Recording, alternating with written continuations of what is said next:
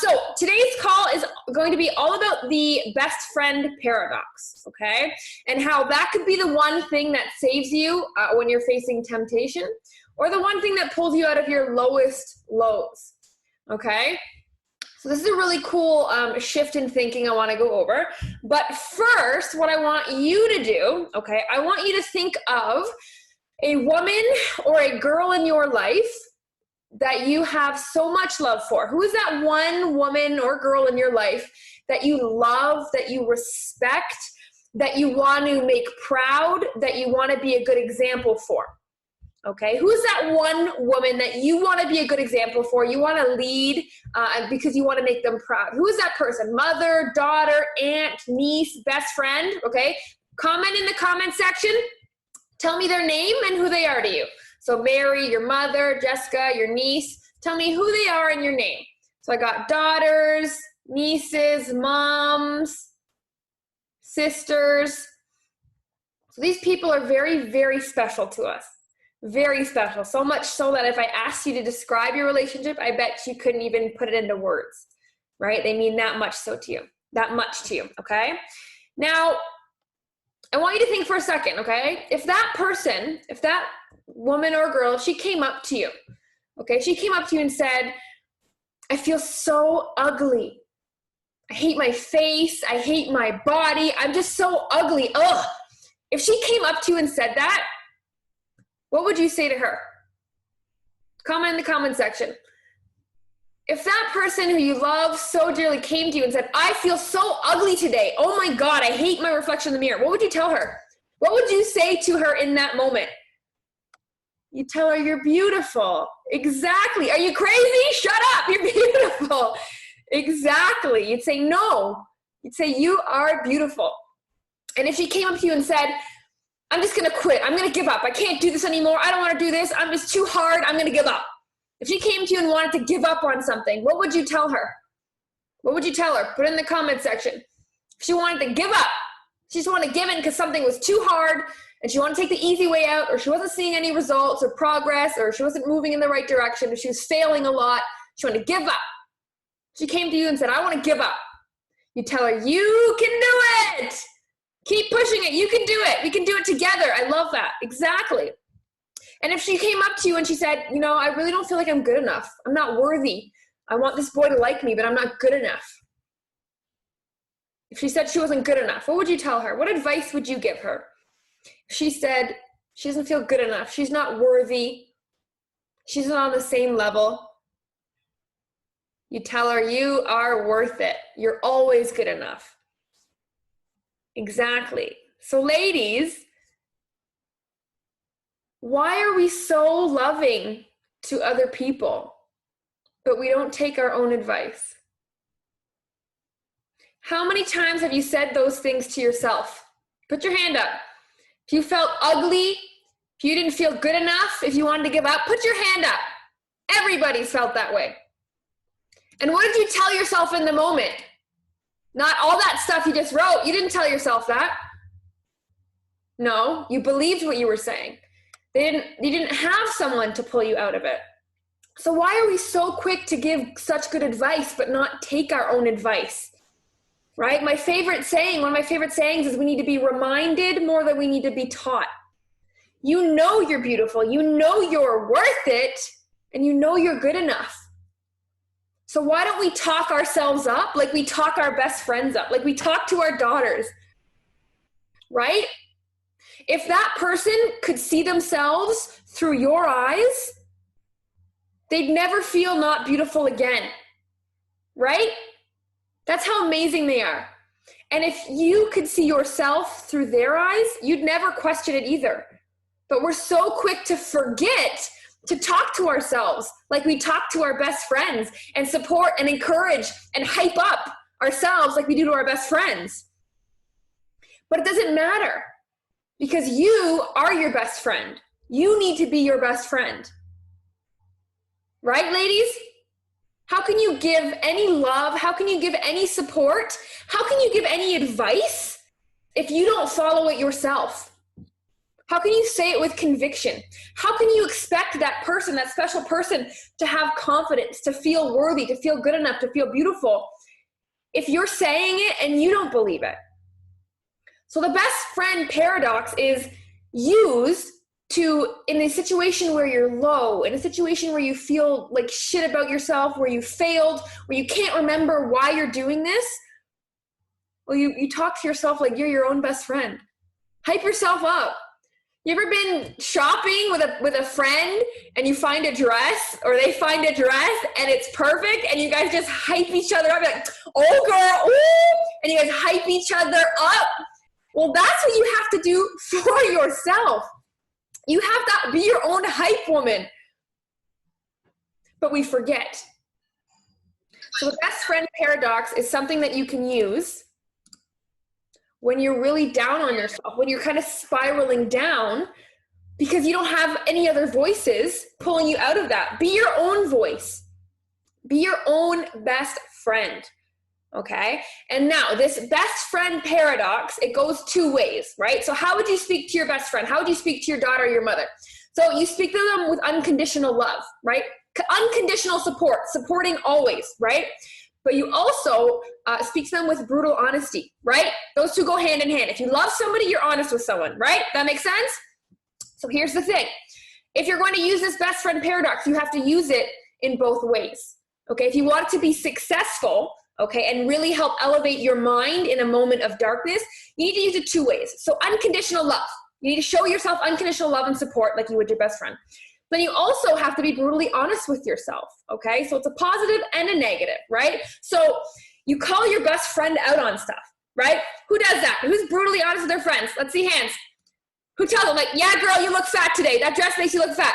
We don't lie. We don't lie to our best friends, right? But we lie to ourselves. So if your best friend or your mother or your daughter, if she was in a horrible relationship, if she was dating a douchebag who never called her, came home late, was just disrespectful, what would you tell her? Put in the comments. What would you tell your friend? From you viewing this relationship, what would you tell her? You'd be brutally honest. Yeah, you deserve better. He's a piece of shit. I love you guys. Exactly, see? So that's what you need to tell yourself in the moment too. So not only do you need to show yourself forgiveness and support and encouragement, you need to be honest with yourself, okay? Now I want to go over some examples, okay? So how can we apply this principle to your weight loss journey and your health journey? How can we apply that best friend paradox to your journey, okay? Now I'm going to give you guys some examples. And these are real life examples that I get all the time from clients asking me how do they handle these, okay? And what you're gonna do is you're gonna talk to me like I am your best friend, okay? So problem number one your best friend is facing, or your daughter, or whoever it is you're thinking of, you know, I really love my friends, but every time we go out, they always pressure me to eat more. They say I'm too skinny, they say I'm losing too much weight, you know, and they make me feel really, really bad, but I like them. They're good people, but every time I go out, I always end up eating badly. So if your friend came to you and said that, what would your advice be to them? What would your obvious advice be to them?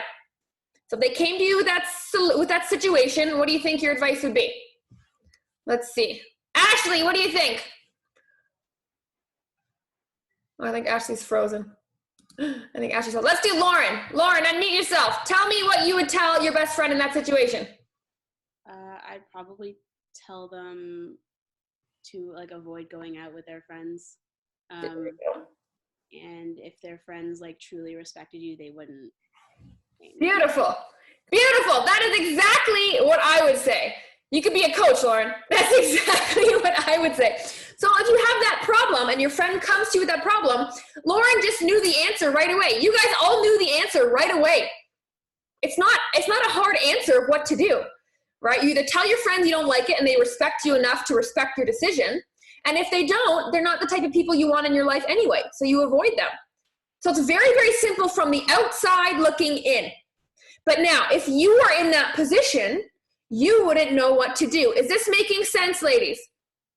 So sometimes you have to use this best friend paradox to look outside of yourself, look outside at the situation. So if this was my best friend, How would I answer this? What advice would I give them? Because I get emails all the time and messages of people saying it's so hard to stay on track at parties, going out with my friends, restaurants, drinking. Like, it's so hard to stay on track. They just keep pressuring me. Well, it's an obvious solution, right? Just because they're good people doesn't mean they're good for you, right? Because we can all agree you are on this journey where you are growing. And you're going to grow with some people and you're going to grow apart from some people, right? Has anybody experienced that yet? Is anybody growing away from people yet? Yeah, a couple people. And is it sad? Maybe for a little bit. Is it hard? Definitely at the beginning. But do you feel free? Do you feel more focused? Do you feel more empowered by the small circle you do have? Yes. Okay, so in something like this, you need to take a bird's eye view and look on the outside, because the answers, ladies, are usually easy, not as complicated as you think, and that's why you need to be reminded more than you need to be taught. So remember that saying, you need to be reminded more than you need to be taught. You know what to do, you just need to hear it in a different way, and you need someone else to remind you, okay? And that somebody can be you if you take advantage of that best friend paradox, okay?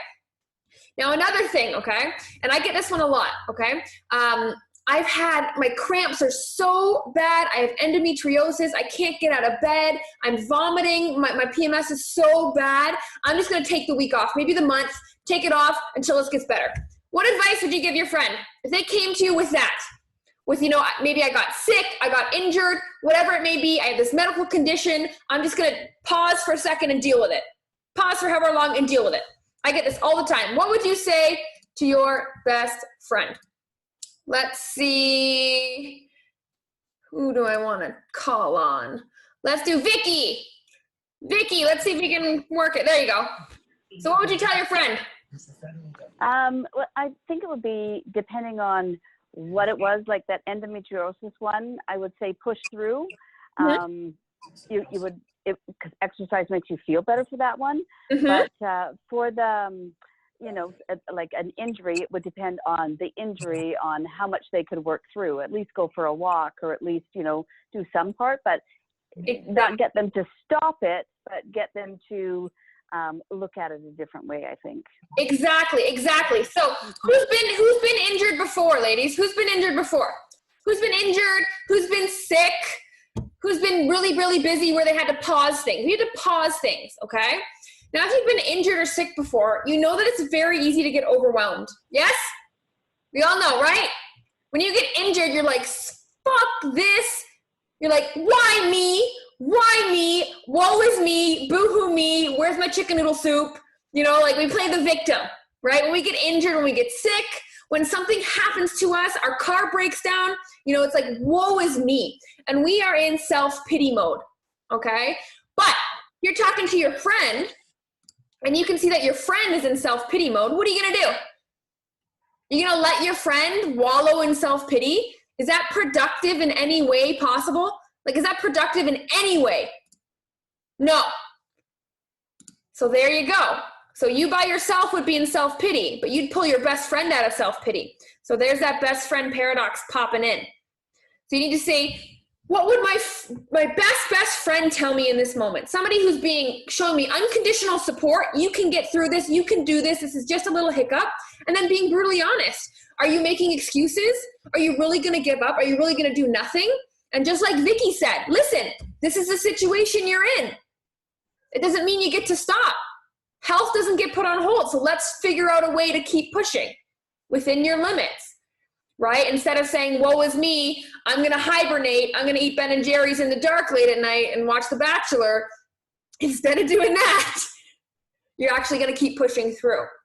So can you guys see how just simple trick is really, really helpful to help you when you feel alone and when you feel like the world is kind of coming down on you? Because we've all had those days, and you will continue to have those days, right? You know, this journey is not linear, okay? It's not up the whole time. It's like a roller coaster. It's zigzags. So they're going to come again, okay? But can we see how this is helpful? So when you find yourself like really negatively speaking to yourself, or you feel yourself giving up, or you feel that you are playing the victim role, okay? Because everybody here's played the victim role, right? We've all felt sorry for ourselves at one time or another, yeah? Put your hand up. We've all played the victim. We've all played the victim, okay? But if you take a second, you say, what would your best friend do? What would you do for your best friend right now, right? If your best friend was sick, wouldn't you spoil her? Wouldn't you bring her a treat? Wouldn't you go spend time with her? Well, that's what you do for yourself. Treat her right. Treat yourself right. Take care of yourself. Don't throw it all away. So that's another example, okay? And then the third example I'm going to give that I get very, very often, okay, is it's so hard to eat healthy at my house. My husband eats like crap. My kids only have junk food snacks. That's the only thing they'll eat when they go to school. I just find it so hard. I'm around it all the time. I can't do it. I'm going to give in. I can't do it. My husband eats like crap. So your friend comes to you with that problem, ladies. What's your advice? What's your advice? And are you seeing how it becomes more and more obvious once we talk through examples? So I'll do Aoife. I got it right. Aoife, so what would you tell your friend? I'd probably tell her to either ask her husband to change his diet with her. Mm-hmm. And if he's not going to do that, then he can cook for himself while she cooks for herself. Love it. That's perfect. Exactly. Seriously, you say, screw the husband. Screw the husband. Are you the one cooking the meals so you have control? Are you the one not cooking the meals so you can just stay out of the kitchen and not look at it? It's very, very obvious. And I see the smiles on your faces. You're like, duh. But the thing is, if you were in that situation, you'd be like, oh my God, this is so hard. I don't want to have that conversation with my husband. He's going to get mad. You know, and we go through this process. The kids are going to not eat. The kids are going to be mad at me. They're going to give me attitude, right? But the decision and this decision-making process and the action to take is so simple when you look at it from the outside. When you look at it from the outside, you're able to make an objective decision. And then the hardest part is just following through on that decision. But once you've made the decision, you know what to do. And knowing is half the battle, and you're already 50% there. Right? Just because you know doesn't mean you fix the problem, right? Because if your husband is eating like shit, there's a problem. He's unhealthy. He's overweight too. So he needs to go on his own health journey. But he's not ready. He's probably not ready. He's probably not going to want to eat the food you're eating, not the challenge food, not the academy food. He's probably not going to want to exercise with you. And he's probably going to make fun of you or make it even harder for you to be healthy. That's just the reality of it, okay? So it's your job to make sure your environment is structured so you are tempted as little as possible, and that so you can stick to it as much as possible. And not only for yourself, but so you can lead by example. So you getting healthy, you getting, feeling more sexy and confident and wearing the clothes that you want, that's gonna make him feel bad, make him feel left behind. And that goes for anybody in your life. Kids, parents, friends, they'll see you progressing, and the people that are meant to stay in your life will want to do better because they see you doing better. And the people that are not supposed to be in your life will try to self-sabotage you because you doing better, they don't want to do better. So them seeing you better makes them feel like shit about themselves for being lazy and not moving and not making any decisions. So that's another thing you have to consider. Okay, so again, looking at this stuff from the outside view, ask yourself, like, what advice would I give this my best friend in this situation? And the answer becomes super clear, ladies. Is this making sense? Is this resonating? It's very, very cool to put it in perspective like this. These are 3 problems that I get asked every day, right? I struggle at parties. My husband doesn't eat healthy. And, I'm sick or I'm in pain or I'm injured. This is all part of life. All 3 of these things are going to happen again and again and again. Sometimes they're going to be really big problems. Sometimes there's going to be a bigger problem that makes them seem small. But they're not going anywhere. And waiting for them to go somewhere is exactly why you are unhappy with your body right now. Because you keep waiting. You wait for the right time. You wait for the right program. You wait for work to die down. You wait for kids to go back to school, like you keep waiting. And then it becomes harder and harder to pull yourself out of it. But if you just make a step forward, doesn't matter how big or small, if you just start, you're already 1,000 times better than you were yesterday. And that's the goal. Okay, and to keep you going and to keep you motivated, even on those low days, you need to look at facts over feelings. Facts over feelings. That is the one of our golden 5 at Fit Queen. So our 5 principles we live by. One of them is facts over feelings. How do you help looking at facts? You introduce the best friend paradox. Okay, so now we're talking about how to actually implement the best friend paradox in your life. It's facts over feelings. It's just looking at the facts and making a decision based off the facts. And usually we have to look outside of ourselves and say, what advice would we give to somebody else in this position? And then it becomes very clear. And then you know what to do. And then you need to have the courage to do it. Because is making the right decision easy, ladies? No. Is it scary? Is it uncomfortable? Are there uncomfortable conversations? Are there high emotions? But it doesn't matter. If you looked at the facts, you won't care about emotions. If you look at the facts, X, Y, Z, boom, boom, boom, then you know that this plus this equals this.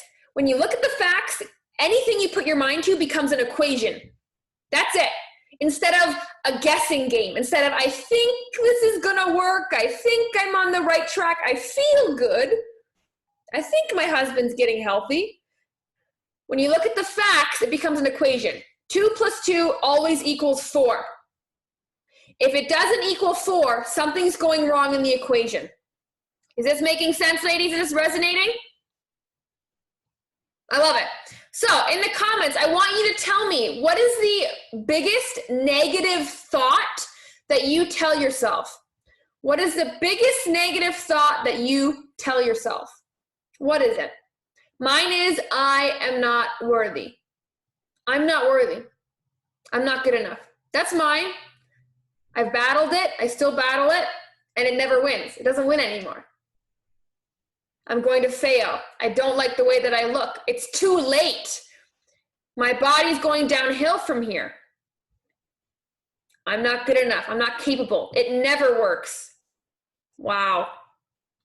And now, ladies, switch it. Let's do that best friend paradox. What would you say to them? To that exact sentence you just said, that statement you just said, what would you say to your best friend? What would you say? Write it out. Write it out and comment it. Write it out, read it, take a picture of it, print it, put it on your wall, put it on your bathroom mirror, because that's what you need to hear the most. Yes. Work hard and you get into the best shape of your life. You look beautiful. You are capable and amazing. You can, because you can do it again. If you fail, it just means you need to change your mindset. You're an amazing, beautiful human. You're not a victim. You're not a failure. Are you still alive? Then how can it be too late? Oh, that's a beautiful one. I like that one. So not only is this fun, this is fun, right? We kind of get to play around with our minds, but this is really heartwarming, guys. Like, be nice to yourself. Like, you've done nothing wrong. You don't deserve hate. You don't deserve these negative self-talks. Like, every bad thing that you've ever thought about yourself didn't come from you. Everything negative, every negative way that you view yourself never came from you, and it didn't come from anything you've ever done. It's just society's expectations of you that you're not living up to. But who the fuck says society's right? Who the fuck said society was right? Who gave society and this culture all the power? Nothing you say about yourself that's negative is true. Nothing. And you would say that to your best friend, so you need to start saying it to yourself. There's no room for this self-deprecation in a successful life, in a successful weight loss journey. There's no room for it. It's going to be there, guys. Don't get me wrong. Don't get me wrong. It will always be there. You'll always have the devil and the angel on your shoulder. The angel will turn into my voice eventually. You'll always have the devil and the angel. But the angel always wins. The angel will always win because you keep practicing feeding the angel. Feed the angel. Don't feed the devil. Okay? And again, that tip, it's super easy. Introduce that best friend paradox, and that feeds the angel immediately. The second you have those negative thoughts, everything you just wrote down in the comments, everything you just wrote down there, the second you think it next, because it's going to happen again. It might happen tonight. It might happen tomorrow. It might happen next month. The next time you catch yourself saying that to yourself in your head, you now know exactly what to say instead. Is that not exciting? Is that not exciting? You're one step closer to becoming your own best friend, because you now know how to start to hype yourself up. You know how to be your own hype woman. And that's so important, because no one's going to hype you up. No one's going to support you except yourself. You may have supportive people in your life. You may have people who love you in your life, but nobody is going to support you like you support you. And that is true. That is a hard truth, because most people in this world are out for themselves. Consciously or subconsciously, they make decisions in their own best interest. So don't fight that. Don't fight the game. Play the game. If someone else is making decisions in their best interest, you make decisions in your own best interest. Stop worrying about what other people are going to say. Stop worrying about being judged or getting a negative comment or getting in an argument. Do what's best for you, because what's best for you is what's best for everybody else around you. If you're happy, if you're healthy, how can anybody be mad? How can anybody not be happy? If you have so much happiness, you're contagious. Like, do you guys all know someone in your life who has contagious energy? We all know that one person in your life that has contagious energy, and maybe it's you. Maybe it's you. But how awesome is it to be around that person? You just always leave feeling happy. You always leave feeling good. And that's what Ryan's like. Coach Ryan is really good at that. Everybody leaves and like, man, I like that guy. I don't know why, but I like that guy. It's because he's so positive. It's because not only does he talk to all of you and all of these people as if they're his best friends, but he talks to himself like he's his best friend. And then he's able to share that. And that's a crazy, crazy thing to accomplish, because that paradox, like I said, comes with those two things. So unconditional love for yourself and brutal honesty with yourself. Now, mastering one of those on the alone is okay. It's not super complicated. But having both of those things at the same time, can you love yourself and call yourself out at the same time? That's hard. That's hard. And you will not be able to do it unless you have the right people in your circle supporting you. I'm close to mastering it. Ryan's close to mastering it, but we're not perfect. So when I say something stupid like, oh man, I'm going to skip cardio today. Oh, my ankle's flaring up. And I say it out loud, and Ryan's like, you sound stupid. Go do your cardio. Like, I have someone in my life because I don't accept less from myself. The people I have in my life are just extensions of me and my character and my attitude and my belief system. How many ladies on this call can say that everybody in their circle, in their close circle, has the same values and the same work ethic and the same goal in life? 1% of you? Very few people have a circle that's tight, have a circle that has a goal. And that's why we created Fit Queen, because you don't find it. You're not going to find it. We build it. If you build it, they will come. And here you are, right? So I want you guys to remember that statement. Remember that statement that you always say when life's not going well, when you fail, when you look in the mirror, you don't like what you see. That statement that's always there. Remember that. And the next time you say it, flip it. Pretend you're your best friend. Pretend you're shopping and trying on the cutest dress ever. You're like, oh girl, you look so cute. Flip it. It's as simple as that. There's nothing complicated about being happier or losing weight or being healthy. It's not complicated. And for anybody who's graduated to the academy, you know that. It's so simple. You just have to keep practicing. And you have to make sure you're practicing the right things, not the wrong things. If you keep practicing saying those negative things, well, you're gonna get really good at being negative. If you keep letting your husband walk over you and not, and eat badly in front of you and you don't say anything, well, that's your fault. If you let your injuries and your sickness turn you into someone wallowing in their pity, that's your fault. You need to make the step to treat yourself like your own best friend and then act like it. And that starts by rewriting the stuff we say in our head, okay? You only become good at what you practice. So right now on this call, who's practicing a lot of good habits? Everybody on this call is. You guys are all like Lauren, Seema, Mackie, Ishika, like everybody on this call is practicing a lot of good habits. But you still are practicing bad habits. Ones that you know and ones that you don't know that are there. So you're still practicing bad habits. And right now, I would say it's more bad than good. Yes, you guys are probably 1,000 times better than you were. And that's awesome. And you can be proud and you can pat yourself on the back. But there's still like 50% bad habits left. So you need constant support. You need to constantly check yourself. And you need your circle to check yourself. So you can only be practicing the good thing. So you can only be practicing the healthy habits. Because it is so easy, and you guys have been there, and I have been there. It is so easy to fall back into old habits. Who's still afraid of their old habits? Who's still afraid of falling backwards?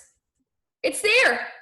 And that fear takes a really long time to go away. And do you know why it takes a long time to go away? Because you have to prove to yourself that you won't let it win. And you're still afraid of it because you haven't proven that to yourself yet. Does that make sense, ladies? You have not proven to yourself yet that you can do this long term. That thought is still going to be back into your head. The longer you practice, the more assurance you're going to get, the more pride you're going to get, the more evidence you have that you can do it. And why do you want evidence? Because evidence are facts. And facts is what you want to base decisions off of, to base your next actions off of, instead of pure feeling. Raw emotion doesn't get us anywhere. Doesn't get us anywhere. Okay? So comment below, ladies. Let me know your biggest revelation. I want to see where your mind is at. I want to see what you specifically are absorbing from this. What's your key point that you're absorbing? Okay? It's really cool to see different people take away different points. Very, very interesting. Okay? And really, guys, that golden 5, you guys can comment while I'm still talking. That golden 5 that I've created, okay, this took me years and years of trial and error and time and money wasted to figure this out. These golden 5 are the only things you ever need to know. 5 things. But here's the thing, you're not ready to hear all them every day. You're not ready to embrace them every day. And different ones will hit you at different times. And you need to hear them in different ways at different times for them to resonate with you. And that's why these calls are so important, because I'll keep hitting you with the same thing. I'll just say it differently and it will click. And that's what's so cool about this. So let's see. Talk to yourself like you would talk to your best friend. Amen. Sweet and simple. That's pretty much the takeaway. Being best friends with yourself. Absolutely. I am my best friend. We need to love ourselves. Awesome. Because if you consider yourself a compassionate and empathetic, a nurturing person, okay, you're a hypocrite if you don't put that on yourself. You're a hypocrite. And I don't think anybody wants to be a hypocrite. Always counter your negative thoughts with a positive thought. Exactly. They should always be paired together. They should always be paired. Negative, switch it with a positive, and then one day those negatives are frequent, or not as frequent. They're less, they show up less often, and that's the goal. Okay, every time you think that thought, think, oh, what am I saying to my best friend? Say it, and you're going to eventually rewire yourself. So every time you have that thought, so I think it was Casey who said, I don't like the way that I look, right? That was her negative thought. I don't like the way that I look. So instead of saying, I don't like the way that I look, you can say, I'm not happy with my appearance. How am I going to change that? And that simple switch gives you power back. It turns you from a victim to a warrior. It gives you power just by rewording a sentence, right? I don't like the way that I look. It's a complaint. It's an excuse. There's no solution in that statement. I don't like the way that I look right now. What can I do to change that? What can I do to change that? That means you're searching for a solution. And that simple switch. Now that thought that triggered the negative thought, so maybe every time you look in a mirror right now, you say, oh, I don't like the way that I look. After a while, if you say, I don't like the way that I look. How can I change that? Instead, every time you look in the mirror, that will be your automatic thought. That will turn into the automatic phrase that you say to yourself instead of the simple, I don't like the way that I look. If you just pair it with that positive phrase or that solution-oriented phrase, that talking to your best friend phrase, that becomes the phrase that pops up in your mind automatically after you practice. So you can get rid of that thought altogether. How free would you feel if you never thought that again? How much space would be open in your mind? How much weight would be lifted off your shoulder if you never said that one phrase ever again? If you never felt that low ever again? Imagine what you could accomplish. Imagine with all this free space. One of the biggest things that I love Ryan for, and what Ryan gave me and gave to me, and why I love him so much in our relationship, is he gave me the space to be me. He gave me the space to grow. I didn't have to worry about, does he like me? Did I make him mad? Where is he? I didn't have to worry about anything relationship related. I just knew he was there. And because I didn't have that on my head, I grew so much because I had so much more space in my head for things, to challenge myself, to grow, to implement, to act. Because I wasn't thinking about that. Because I didn't cloud my mind with emotions. So that's an example there, guys. It's so easy to get clouded by emotions. It's so easy. But if you pair that negative with a positive every time, that positive will become the automatic thought. It won't necessarily be a super positive thought, but it will have a solution in it. So we need to stop training our brain with negative thoughts that are victim mentality. We need to change the thoughts and reword them so that they're solution oriented, because we're not going to completely get rid of our negative thoughts, because we're always going to fail. We're always going to hit roadblocks. But if you turn it into a solution oriented thought, you are 10 times ahead of the game. 10 times ahead of the game, where in the past you would have fallen off and you would let that thought consume you. Because who fell off in the past? Because they stopped seeing results and thought they would never get there. And they said, well, I'm just going to give up because it's not working anyway. How many people have thought that? Probably everybody. I thought that 7 times. It took me 7 times to lose my weight. 7 times. I failed 6 times. And it wasn't until the 7th time that I figured it out and I stopped being victim. And I stopped saying, why can't this happen? Why is this me? Why can't I lose weight? Oh my God, it's never going to happen. And I said, how am I going to figure out so this can happen? Because there's nothing that I've tried has worked. So I created it. I created Fit Queen because nothing worked. If that's not the biggest solution I've ever made in my life, I don't know what it is. I couldn't lose weight with anything I tried. So instead of saying it's not going to work for me, I created my own company to do it. How cool is that? Seriously, that's probably my biggest solution-oriented action I've ever done. Instead of saying, woe is me, I've wasted hundreds of thousands of dollars on program, 10 years of my life, I'm still nowhere. I said, fuck it. I'm going to stop trying everything else and I'm going to create my own. How cool is that? That's how much power you guys have. That is how much control you can have. But you need to realize it, and you need to open up your mind so you can actually start implementing it and reaching your potential. Because everybody's got potential, but not everybody has the wisdom and the support system to reach it. Because reaching your potential requires a lot of uncomfortable conversations with other people and yourself. That's why it's so important to implement that best friend paradox, where you have unconditional love for yourself, but you also allow yourself to be brutally honest. And when you're brutally honest, you don't judge yourself.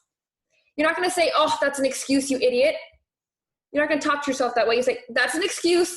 Stop being lazy. I don't want to be lazy. I don't want to be a lazy person. I don't want to identify myself with that characteristic, so I'm going to change it. So it's a very, very important key. Okay, so Linda says, talk to myself the way that I talk to my daughter. Respect yourself, because in reality, when you're putting ourselves down, yeah, you don't respect yourself. The most basic form of self-respect, ladies, the most basic form of self-respect is exercise and nutrition. That's the least you can do for yourself. That's the least. That's like the foundation. That is the bare minimum. Moving and fueling yourself properly. That is self-respect.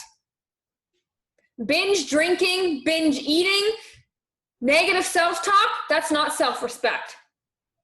So when you lay the foundation of fueling yourself properly and moving yourself, you now have created habits. You've now influenced those around you. You've changed your routine. You've changed your environment. You've changed your thought processes. And once your thought processes are changed, then you can level up. And then there are so many more levels of self-respect. My biggest level of self-respect, I have to grow. If I'm not growing and challenging myself, if I'm not learning something new or putting myself, like every day, guys, every day you should be doing something that you fail at. Can anybody say they're there? Not yet, but you'll get there. Every day you should be putting yourself in a situation where you're going to fail, because that's the only way we learn and we grow. So the way I show myself self-respect is I make myself grow. I make myself uncomfortable, and I make myself do things that I don't want to do. If my voice in my head says, I don't want to do it, I'm like, fuck, that means I have to do it now. That's what that means to me. So that's my form of self-respect. I've made it to that level. Right now, guys, basic form, proper fuel and movement, that's self-respect. Anxiety or exercise is the most underused depression medication, okay? And nutrition is the most underused anxiety medication. If your body's healthy, your mind is healthy. If your mind is healthy, your body's healthy. And it's a cycle, okay? If your body's unhealthy, your mind is healthy. And if your mind isn't healthy, your body's unhealthy. And then you get stuck in a cycle. Who's been stuck in the cycle? You get one healthy, but the other one doesn't change. So then it drags you back. Is this sounding familiar? Too many people just focus on the body and they leave the mind behind. So they fall back to where the mind is. Your body follows your mind follows your body. So you better be elevating both. Otherwise you're not going to elevate. You're going to make it here and then back here and then back here. And you're going to do this your entire life. You want to do this in your entire life? 10 years from now, if you're in the same spot, you're going to be happy? No. But guess what? 99% of women are going to be in the same spot they were now in 10 years. They're going to end up just like their parents and their grandparents, broken and on a bunch of medication, because they don't realize it's not just elevating your body, it's elevating your mind. Bring them both up. And then you stay here. If you bring them both up, this is your new level. Then when you level up, even if you fall, you're still at that higher level, instead of always falling back down to level 0. By jumping program to program, by never pushing yourself, by never sticking with anything, by thinking you can go in alone when you've proven that you can't, because you failed every time up until now. And that's a conversation I had with myself. That was me being my best friend. I had to have that conversation with myself before I finally lost the weight the 7th time. I had that conversation. I was brutally honest. I was brutally honest with myself and where I was at and what I was doing wrong. And then I unconditionally supported myself because I forgave myself. Is anybody mad at themselves? Has anybody not forgiven themselves for something? For taking so long to get here? For failing? For cheating? For not sticking to something? We're still mad at ourselves. We're still disappointed at ourselves. But you wouldn't be to your best friend. You forgive them. You forgive them like that. Because you know they're good people and you know they'll do better. And you're a good person and you will do better. So forgive yourself. Be brutally honest, confront it, and then forgive yourself and move on. And that's how you grow. And that's how you implement the best friend paradox.